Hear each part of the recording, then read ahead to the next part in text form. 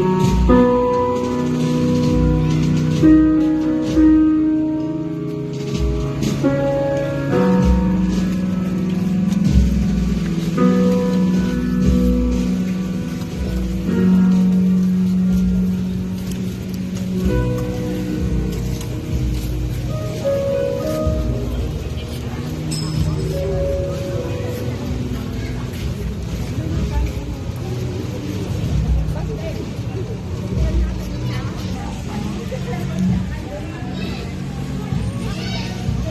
ko nga po nag-save yung isa.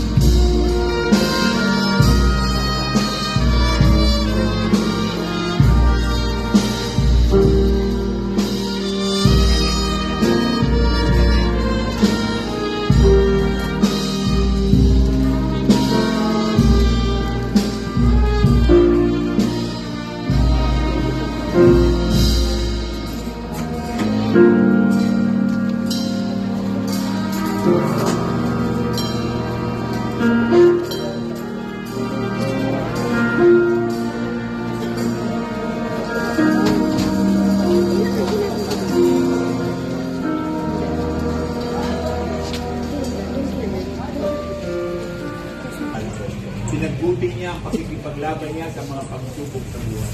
Marami silang hinarap na pagsubok sila mag-asawa ni Sir Freddy. Pero hindi sila sumuko. Nanampalataya sila sa Panginoon, umapit sila sa salita, pinanghawakan nila ang pangako ng Diyos.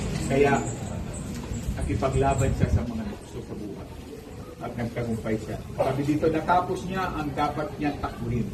Natapos niya yung takbuhin. Nag-umpisa siya ng well, start well, and finish well. Nag-umpisa siya ng maayos sa relasyon niya sa Panginoon at nagpatuloy siya. Lumago siya.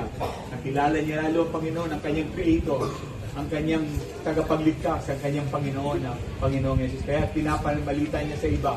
Kaya gusto niya rin sa atin ngayon ay maging daan ito para lalo natin makilala si Kristo. Lumago tayo kay Kristo. So natapos niya ang kanyang takbuhin at nanatili siyang tapat sa kanyang relasyon at pananampalataya kay Jesus. Ang isa pong naging katangian ni Brother Joe, naging tapat siya sa Diyos, naging tapat, mula nang tinanggap niya si Jesus, naging tapat siya sa kanyang asawa, at even naging tapat siya sa iglesia. Kaya nanatili siyang tapat, kaya ngayon naghihintay ang korona ng katwiran, sabi ng 2 Timothy 4:7, naghihintay sa kanya ang korona na ibibigay sa kanya ng Diyos. Sa langit, si Brother Joe nag-i-enjoy siya ng kanyang kapayapaan, kaligayahan. Lubos na. Fullness of joy. Sa ating konti lang kaligayahan nararating, sa kanya fullness. Full of joy, overflowing peace. At ang kanyang kalagayan doon, sabi ng Revelation 21,